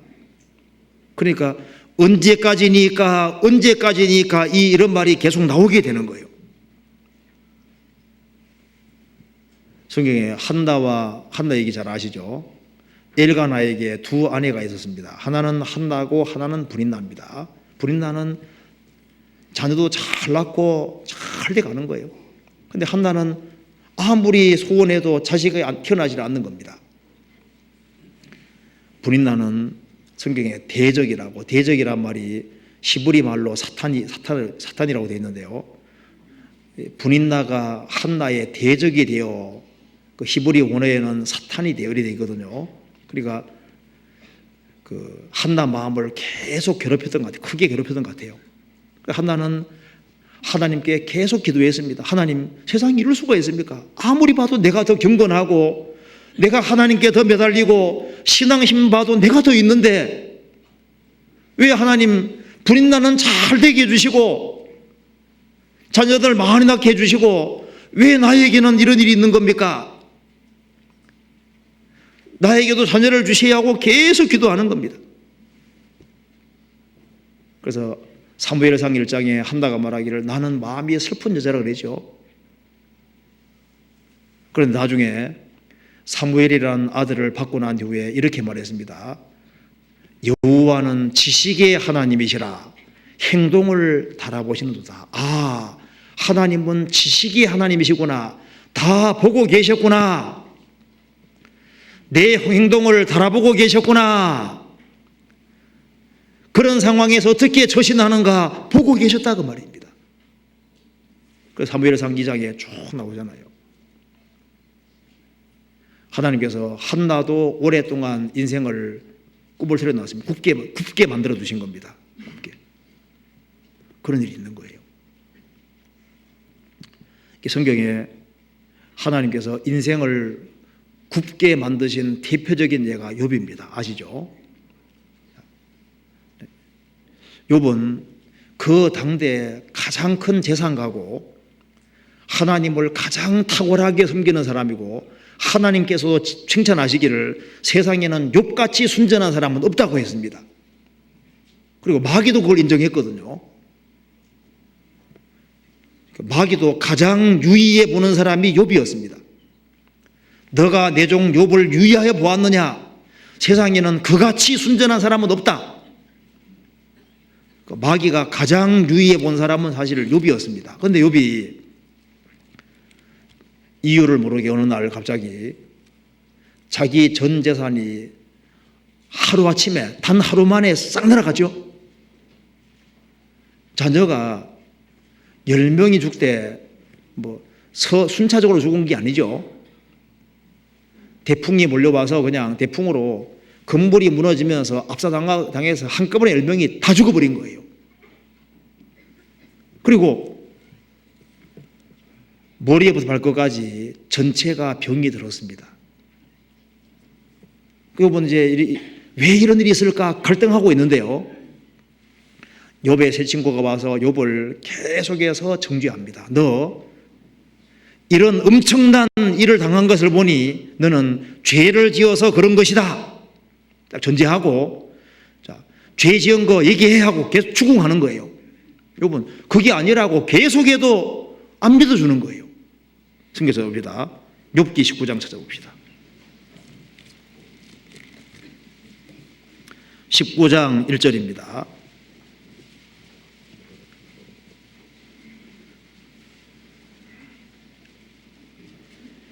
욥이 대답하여 가로되 너희가 내 마음을 번뇌케 하며 말로 꺾기를 어느 때까지 하겠느냐? 10번이나 너희가 10번이나 나를 꾸짖고 나를 학대하고도 부끄러워 아니하는구나. 내가 과연 흠불이 있었다 할지라도 그 흠불이 내게만 있는 것이니 너희가 참으로 나를 향하여 자긍하며 내게 수치될 행위가 있다고 증명하려면 하려니와 하나님이 나를 굴하게 하시고 자기 그물로 나를 애워싸신 줄은 알아야 할지니라. 욥이 내가 큰 죄를 지어 그런 게 아니라고 그렇게 얘기하면 믿어줘야 되는데 그걸 안 믿고 말로 꺾으려고.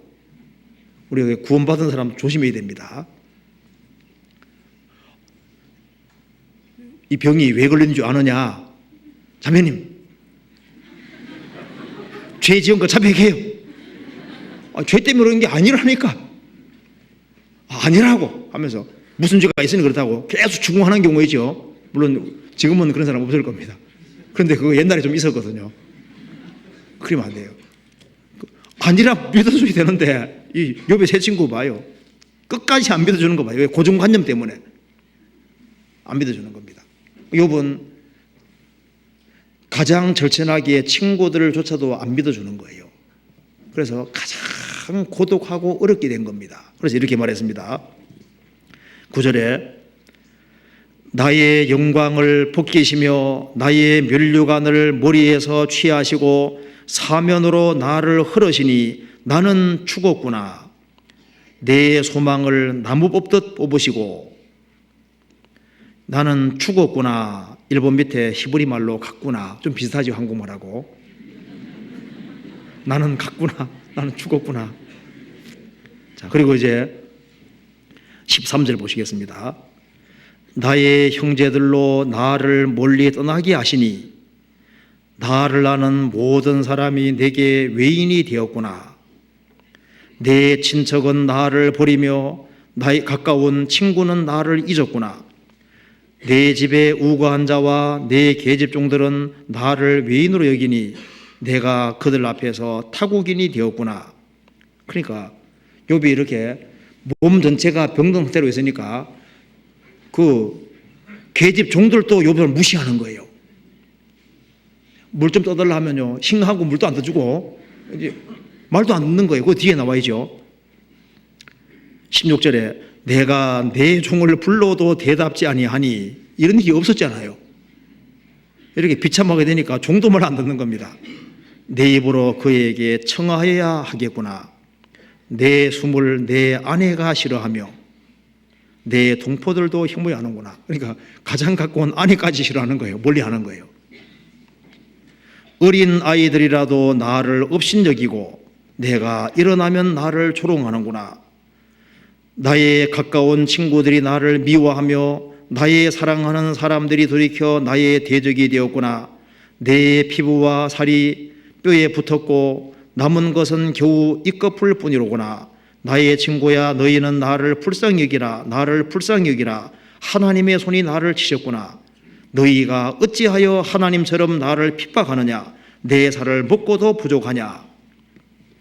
욥이 이런 가장 그 어려운 상황 속에 처했을 때 욥이 너무 억울하고 분한이 너무너무 고통스럽잖아요. 그러니까 욥이 이제 자기가 어떻게 신앙생활을 했는지를 밝히고 있고 자기의 신앙관을 밝히고 있습니다.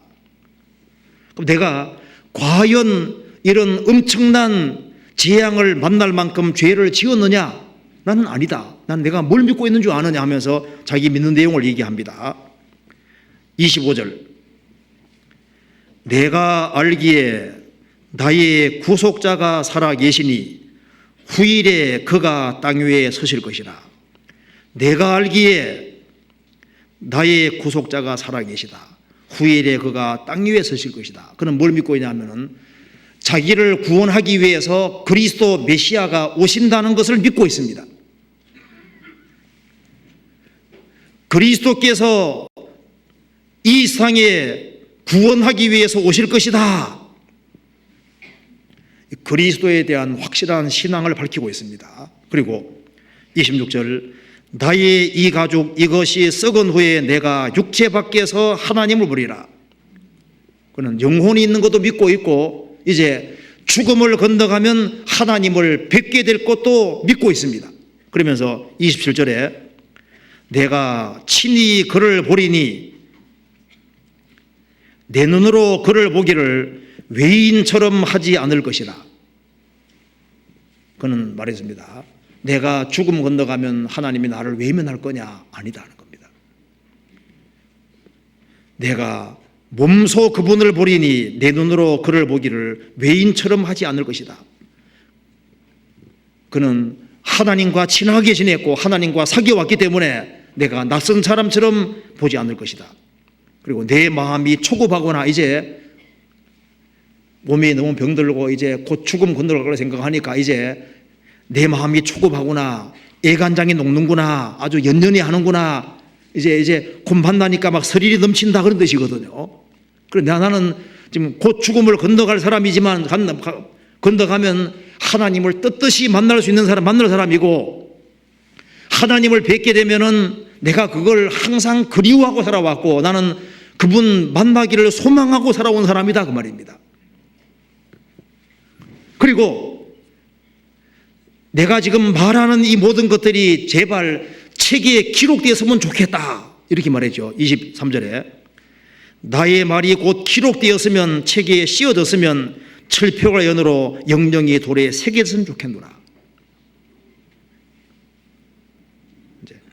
그러면서 나는 이 신앙으로 살아왔다 그 말입니다. 그러면서 이렇게 말했습니다. 28절, 너희가 만일 이르기를 우리가 그를 욥을 어떻게 칠고 하며 또 이러기를 일의 뿌리가 그에게 있다할진대. 이런 재앙이 내린 것, 자녀가 다 죽고 재산 달아가고 몸 전체가 병든 일의 원인이 욥 그에게 있다. 욥이 큰 죄를 지어서 그렇다는 말을 계속 주장하고 고집하면은 너희는 칼을 두려워할지니라.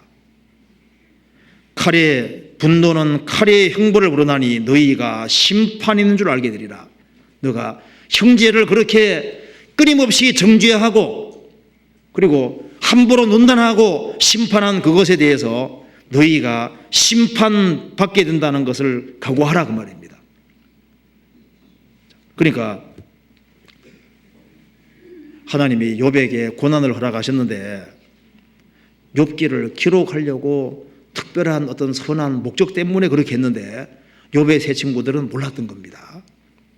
하나님이 경건한 욥의 인생을 잠시 구부러뜨린 것은 특별한 계획과 목적이 있었던 거예요. 그래서 욥기 38장에 하나님께서 말씀하셨죠. 욥에게 나타나셔서 딱 두 가지 얘기했습니다. 너는 아느냐 아느냐 아느냐. 너는 할 수 있느냐 할 수 있느냐 할 수 있느냐. 나는 전지하신 분이고 전능하신 분이다. 그 말을 딱 하니까 하나님께서 그 말 하시니까 그렇지. 인생의 계획을 하나님이 가지고 계시고 전지전능하신 분이 그렇게 하신다면은 뜻이 있다 그 말입니다. 그 하나님 답변을 듣고 문제가 해결되었습니다. 우찌모라 간조가 쓴 책에 보면 이런 말이 나옵니다. 욥기를 이제 해석하면서 욥이란 사람의 이제 인생을 이렇게 설명했습니다. 형제 5명이 있는데 5명의 아들이 있는데 네 번째 아들이 가장 효성이 지극한 아들이었다는 겁니다. 가문의 자랑이었다는 겁니다. 그런데 어느 날 아버지가 영문도 모르게 자식 영문도 모르게 네 번째 아들을 막 두들겨 패신 거예요. 그러니까 네 번째 아들은 전혀 이유를 모르고 나머지 형제들은 너 네 번째 너 분명히 아버지께 큰 죄를 지은 게 아니냐. 자백해 얘기하는데 뭐 생각이 나야 말이죠. 나 그게 아니라고 얘기해도 형제들은 너 분명히 뭐 숨은 죄가 있어. 아버지만 아시는 특별한 죄가 있어. 추궁하는데 아무래도 이해가 안 되는 거예요. 그러니까 이제 그 네 번째 아들은 고민을 막 계속하는 겁니다. 너무 낙담하고 있을 때 어느 날 아버지가 싹 지나가시면서 그 네 번째 아들을 딱 보면서 아주 흐뭇해하는 마음으로 아주 기뻐하는 마음으로 딱 한번 딱 얼굴 딱 쳐다보고 아주 만족하는 모습으로 딱 지나가니까 왜 맞았는지를 설명 안 해줬는데 아버지가 기쁜 마음으로 아들을 딱 쳐다보는 그거 하나로 그냥 아들 마음이 싹 풀렸다는 그 얘기를 하면서 욥이 엄청난 고난 당했는데 하나님이 욥기 38장 이하에서 욥을 향해서 흐뭇하게 웃으시면서 야 내가 이런 분이다 하고 얘기해 주는 것으로서 욥의 마음이 응어리진 게 풀어졌다 이렇게 설명을 하고 있거든요. 어쨌든 이래 설명 저래 설명하던 간에 욥이란 사람에 대해서 그 우찌모라 간조가 설명한 간단한 설명인데 조금 도움이 되는 것 같고요. 이게 하나님이 답변하신 것은 욥의 인생에 계획이 있었다는 것을 말해주고 있습니다. 자, 그러니까 굳게 하셨을지라도 잘 견디는 사람 어떻게 해주십니까? 하나님이 펴주십니다. 그렇죠? 하나님이 굽을 틀어놓으신 것은 때가 되면 하나님 펴주시는 거예요. 자, 나오미는 희락이라는 뜻이죠. 나오미가 기근을 피해서 모압 땅에 가서 남편이 죽고 두 아들이 죽었습니다.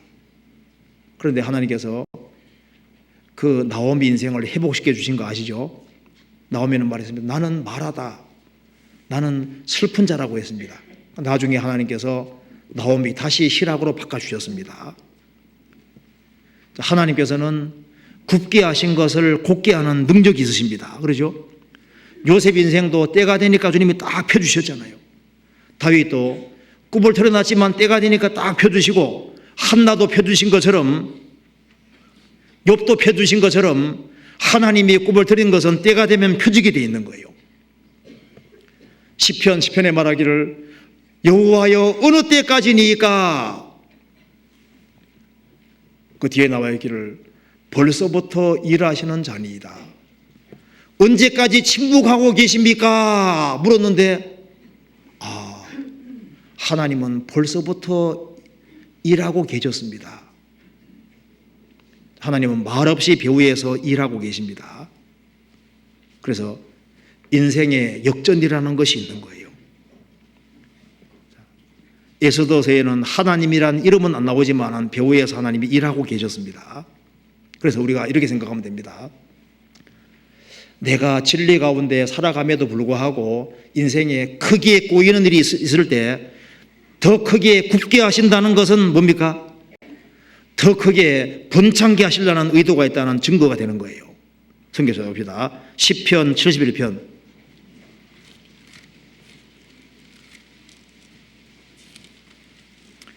71편 20절 21절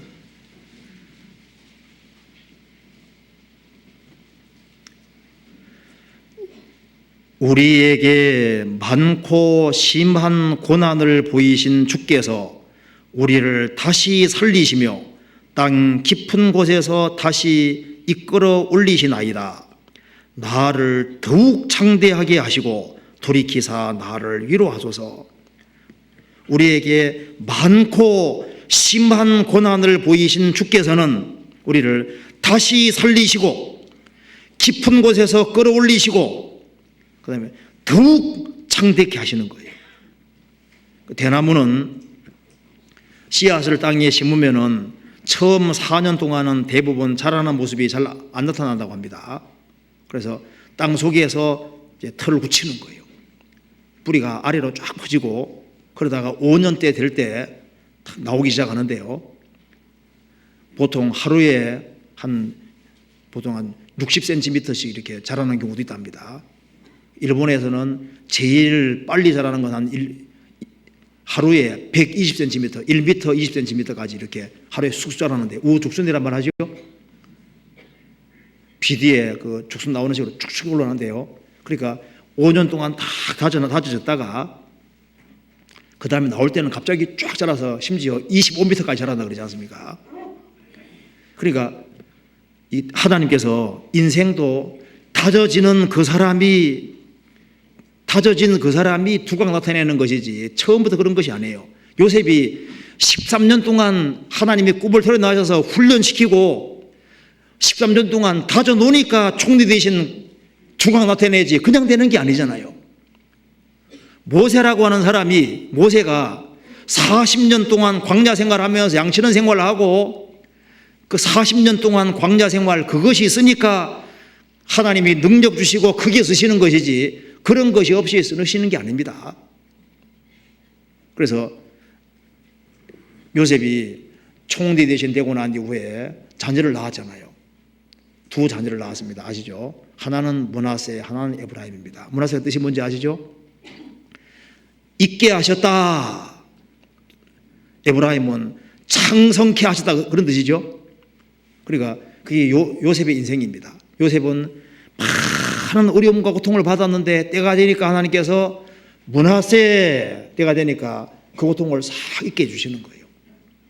그 다음에 13년 동안 많은 고통 속에 있었기 때문에 고통당한 것 이상으로 하나님께서 에브라임 창성케 하셨다 그래 되는 겁니다. 우리 인생도 마찬가지입니다. 내게 구부러진 것이 있으면은 그것이 얼마든 간에 구부러진 게 있으면 때가 되면은 므낫세 그걸 펴주심으로써 있게 만드시고 그 다음에 고통받은 이상으로 주님께서 에브라임 창성케 만드시는 겁니다. 하나님은 무에서 유를 만드시고 없는 것을 있는 것 같이 부르시는 분이십니다. 주님은 사람 바꾸는 전문가잖아요. 그렇잖아요. 가만히 생각해 보세요. 그러니까 작은 것을 큰 거로 만드는 데는 전문가가 하나님이시지 않습니까? 조그만한 씨가 큰 나무가 되게 하시는 분이 하나님이십니다. 그렇죠? 아기가 자라서 어른 되게 하시는 분이 하나님이시잖아요. 인생은 하나님이 만들어 가시는 겁니다. 사람 바꾸는 건 하나님이 하실 수 있는 거예요. 시몬을 베드로로 만드신 분이 하나님이시잖아요. 애가 어른 되게 만드신 분이 하나님이십니다. 그러니까 요 하나님 손은 여기 공교한 손이에요. 성경 찾아봅시다. 시편 78편 봅시다.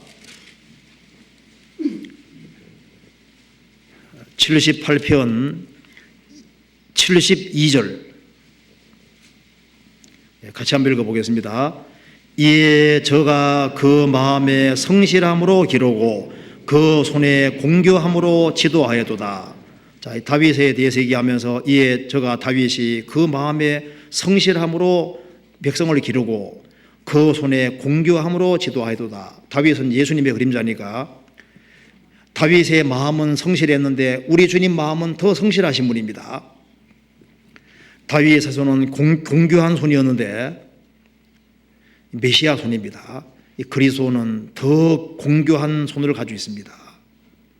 정교한 손을 가지고 있기 때문에 성도들을 멋지고 아름답게 빚으시는 능력이 있는 분입니다. 그러니까 성도들은 죄는 두려워해야지만 고난은 두려워할 필요가 없는 거예요.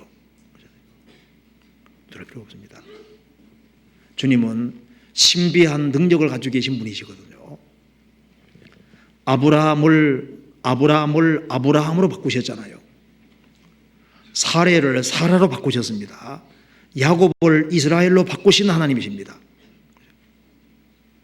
어부 시몬을 유능한 전도자로 바꾸신 분이고 사도로 바꾸신 분이잖아요. 능력이 있는 분입니다. 성경 시편 여기 전도서 7장 다시 한번 봅시다. 그래서 이렇게 말했습니다. 7장 14절에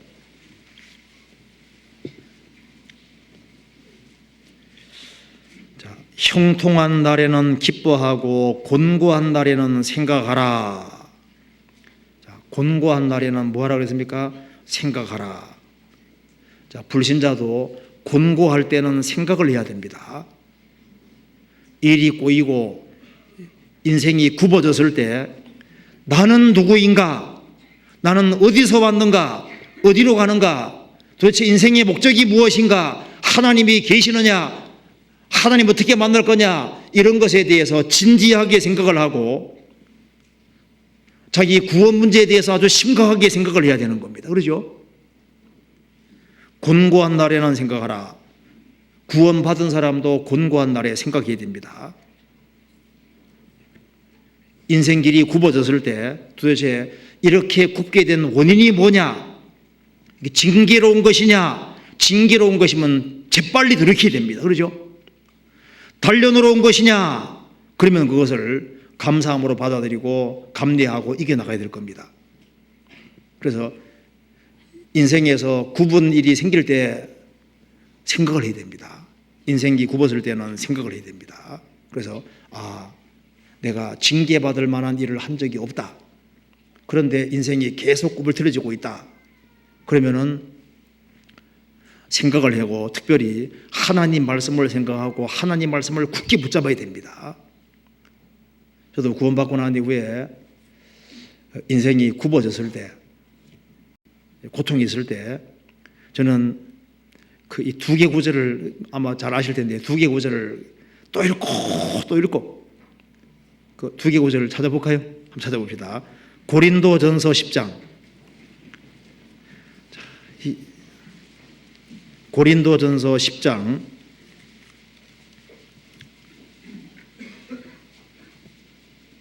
13절 같이 한번 읽어보시겠습니다. 사람이 감당할 시험 밖에는 너희에게 당한 것이 없나니 오직 하나님은 밉보사 너희가 감당치 못할 시험 당함을 허락지 아니하시고 시험 당할 즈음에 또한 피할 길을 내사 너희로 능히 감당하게 하셨느니라.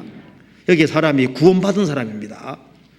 구원받은 사람이 감당할 시험 밖에는 너희에게 당한 것이 없다.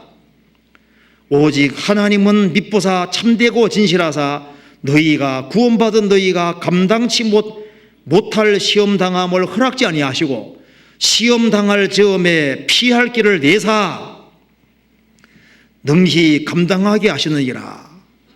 인생이 굽었을 때 이 말씀이 그렇게 위로가 되는 거예요. 하나님이 굽게 하셨을 때, 그렇지, 하나님께서는 내 인생을 굽게 하셔도 내가 진리 가운데 행하면은 주님께서 피해야 할 길을 주신다고 하셨지. 이 말씀이 이제 항상 위로가 되는 겁니다. 그리고 또 한 가지는 로마서 8장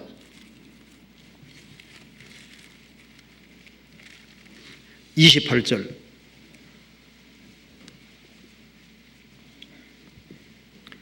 같이 한번 읽어보겠습니다. 8장 28절 같이 읽겠습니다.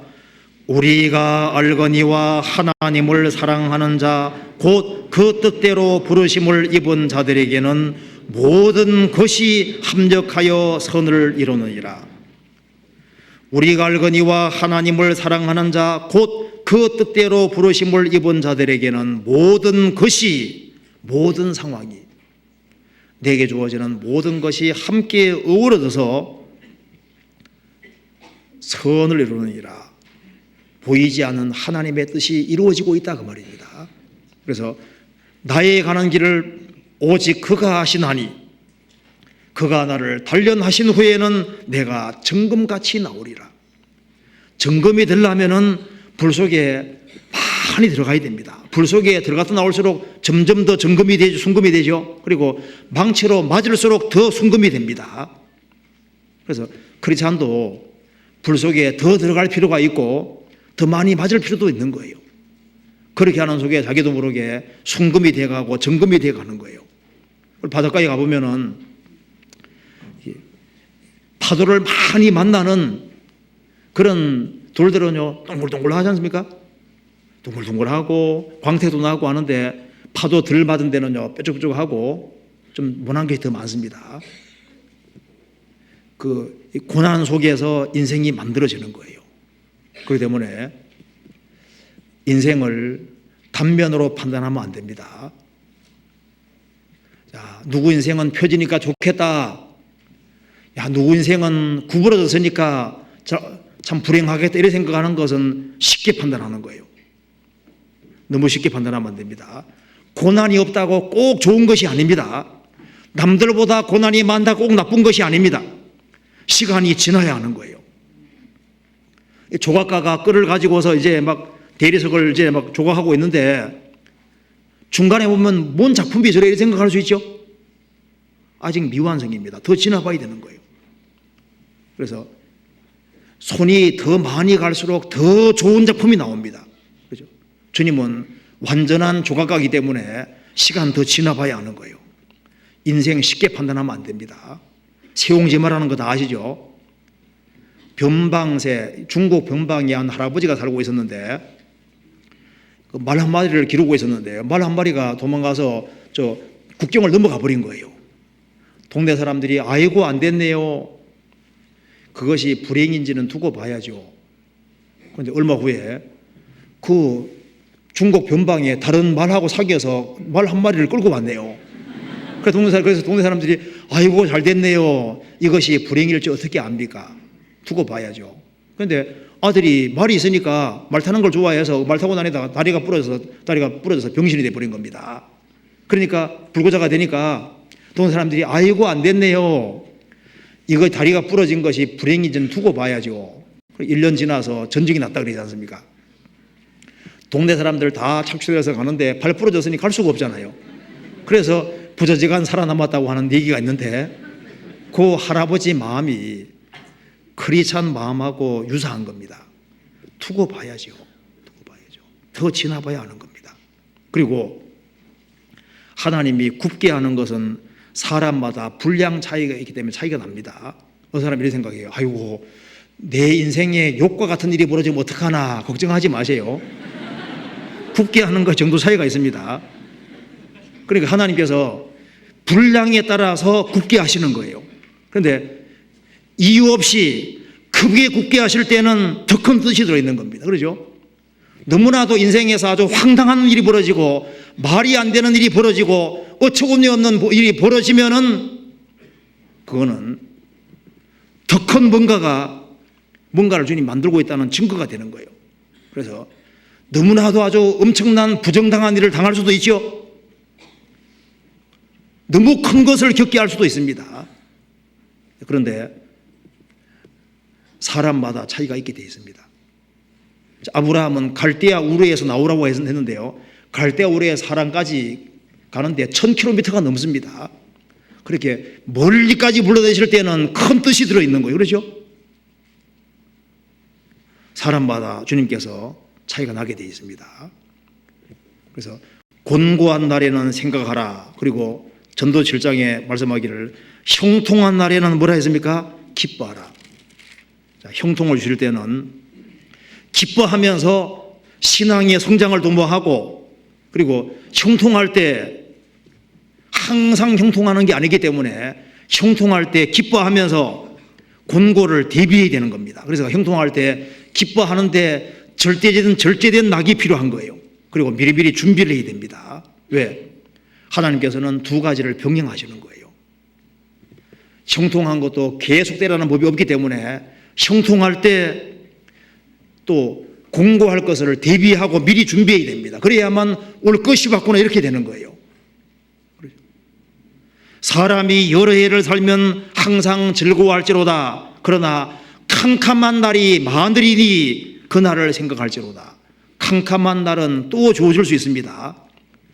출애굽한 이스라엘 백성들이 광야 생활하는 중에 만나를 잘 먹은 사람은 이제 한 곳에 있다가 행군하고 출발할 때 아주 멀리까지 행군했기 때문에요, 평상시에 잘 먹는 사람은 문제가 안 됐습니다. 잘 안 먹는 사람은 뒤처지는 일이 생긴 거예요. 요셉은 직원을 대비해서 7년 동안 양식을 많이 모았습니다. 노아는 방주를 위해서 양식을 준비했죠. 다윗도 골리앗을 그냥 죽은 것이 아니라 그 전에 물맷돌 연습을 많이 했던 거예요. 위기가 오기 때문에 미리미리 준비하고 양식을 모아야 됩니다. 나는 지금 평탄하기 때문에 나는 요동치 않을 거다. 아닙니다. 하나님은 이 두 가지 형통과 공고를 반복하신다고 말씀하셨습니다. 그렇기 때문에 장대일을 헤아려 할 수 없게 하신 겁니다. 어느 누구도 세상은 안전치를 못하거든요. 인생의 형통과 공고는 반복해 오도록 되어 있습니다. 그러니까 형통한 날에는 기뻐하면서 무장을 하고 미리미리 준비하고, 그러면은 이제 곤고한 날이 올 때 그걸 기쁨으로 받아들이고 이겨나갈 수가 있는 겁니다. 그렇잖아요. 성경 전도서 7장 14절. 형통한 날에는 기뻐하고 곤고한 날에는 생각하라. 하나님이 이 두 가지를 병행하게 하사. 최근에 우리 문관용 목사님이 이제 아침 공부할 때 들었던 내용 중에 좀 이게 마음에 드는 게 하나 있는데요. 그게 고난에 대한 얘기를 하시면서, 고난에는 다 뜻이 있고 이유가 있다고 말씀하시면서, 고난은 이메일로 오지만 설명서는 배 타고 천천히 온다. 그 말이 좀 딱 마음에 와닿더라고요. 이메일은 빠르잖아요. 고난은 왔는데 왜 고난 왔는지 설명서가 오는데 배 타고 늦게 온다. 그 말이 딱 마음에 맞는 것 같아요. 야, 네가 왜 이런 고난 당하는 줄 아느냐고 즉시 답이 안 오죠. 한참 기다려야만 이해가 되는 거예요. 아주 그 말이 좀 성경 구절에 그런 구절은 없어요. 좀 그런 거 좀 써놓으면 좋은데 그런 구절이 성경은 없습니다. 어쨌든 간에 여기에 하나님이 병행하게 하십니다. 그래서 병행하게 하사 사람으로 그 장대일을 능히 헤아려 알지 못하게 하셨느니라. 그러니까 우리 각 사람의 장대가 어떻게 이끌어갈지를 모르지 않습니까? 모르는데 당황해야 할 필요는 없습니다. 왜냐하면 다는 몰라도 어느 정도까지는 대충은 알 수 있도록 되어 있거든요. 전도서 3장 처음 읽은 거 한번 봅시다.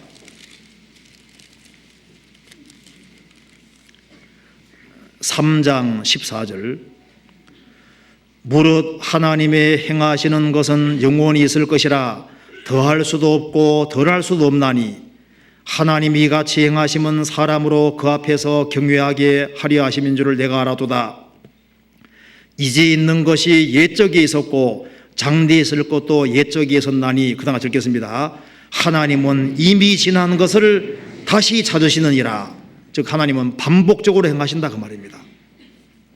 하나님은 변하지 않으시고 하나님께서 인간을 통치하는 원리도 변하지 않으시고 과거 사람을 인도하신 것이나 지금 사람을 인도하시는 것이나 동일 원리로 인도하십니다. 그래서 우리 각자 코스는 달라도 기본 원리는 동일 원리로 행하시거든요. 그렇기 때문에 어느 정도까지는 예측이 가능하다 그 말입니다.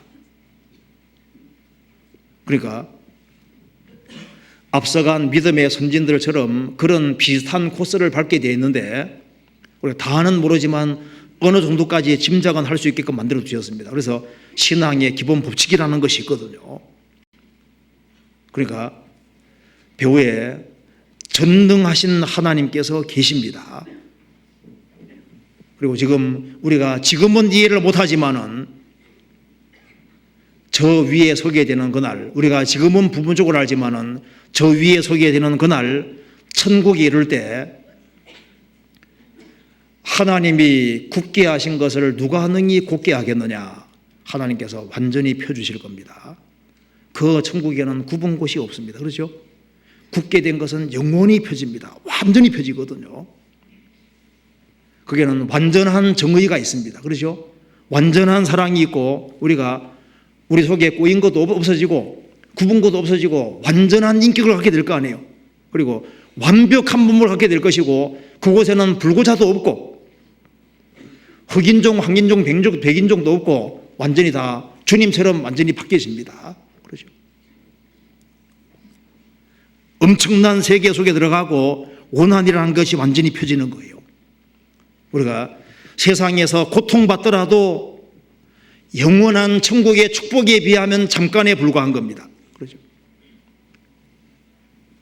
자, 주님과 상봉하게 될 때 모든 것이 완전히 펴진다는 걸 우리가 믿을 수 있습니다. 그렇죠? 천국에는 죽음도 없지요, 고난도 없지요, 마귀도 없지요, 어둠도 없고 죄인도 없고 우리가 상상할 수 있는 가장 원하는 것보다 더 엄청난 세계가 우리 앞에 기다리고 있는 겁니다. 주님이 원더풀 놀라운 분이잖아요. 놀라운 세계가 기다리고 있고 우리에게 잠깐의 구부러뜨리는 것이 있는데 그 다 뜻이 있는 겁니다. 그러니까 하나님이 굳게 하셨을 때 그걸 특별한 잘못이 없을 때는 그걸 기쁜 마음으로 감사한 마음으로 받아들이고 내 인생이 아주 심히 구부러지면은 그것에 대해서도 크게 감사하고 그걸 기쁜 마음으로 받고 이 세상에서 안 펴지더라도 길지 않습니다. 저 위에 가면은 완전히 펴지는 겁니다.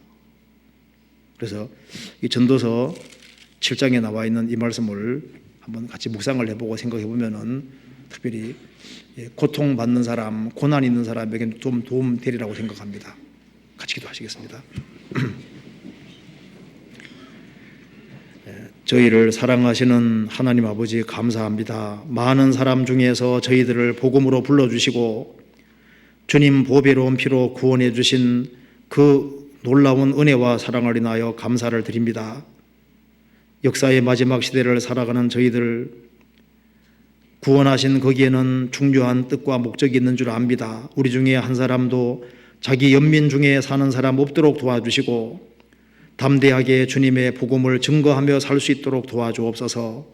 이제 다가올 명절 앞에 구원받은 모든 식구들 이동하는 모든 발걸음에도 주님 함께해 주시고 그 명절 속에서도 주님의 역사와 능력을 나타내 주시고 주님의 복음을 잘 증거할 수 있도록 역사해 주시고 도와주시옵소서.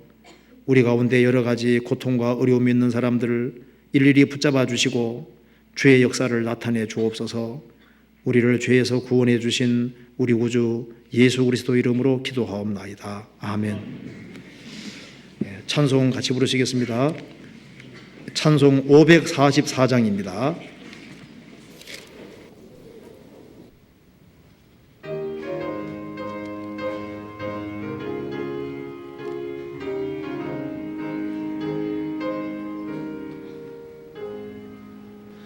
잠시 세상에 내가 살면서 항상 찬송 부르다가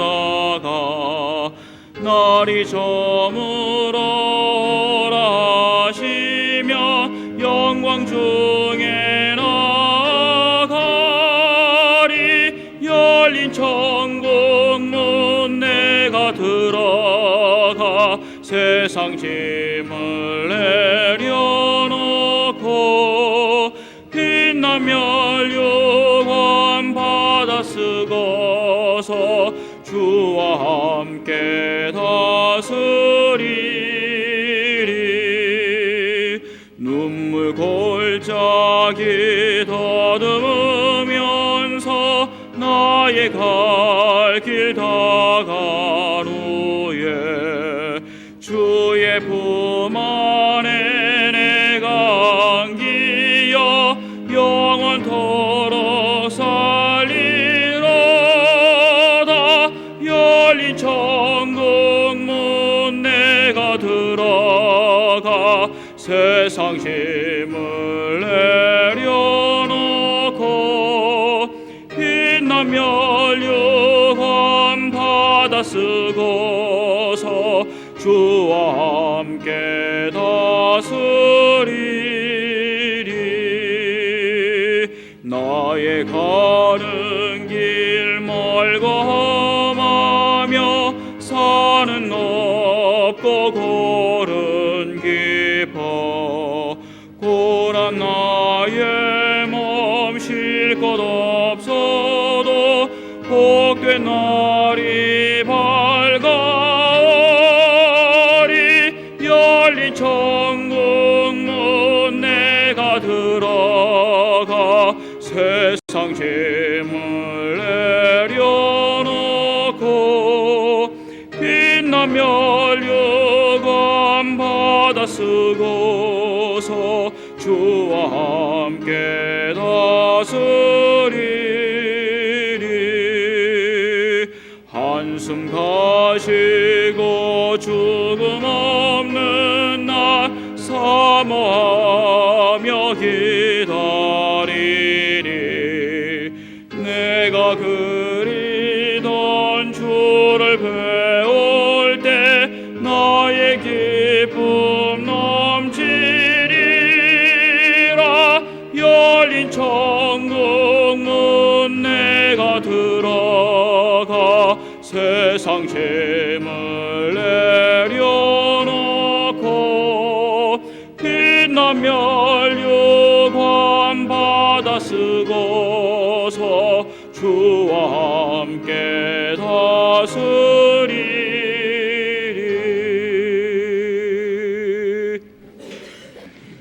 광고 없습니다. 마치겠습니다. 안녕히 들어가십시오.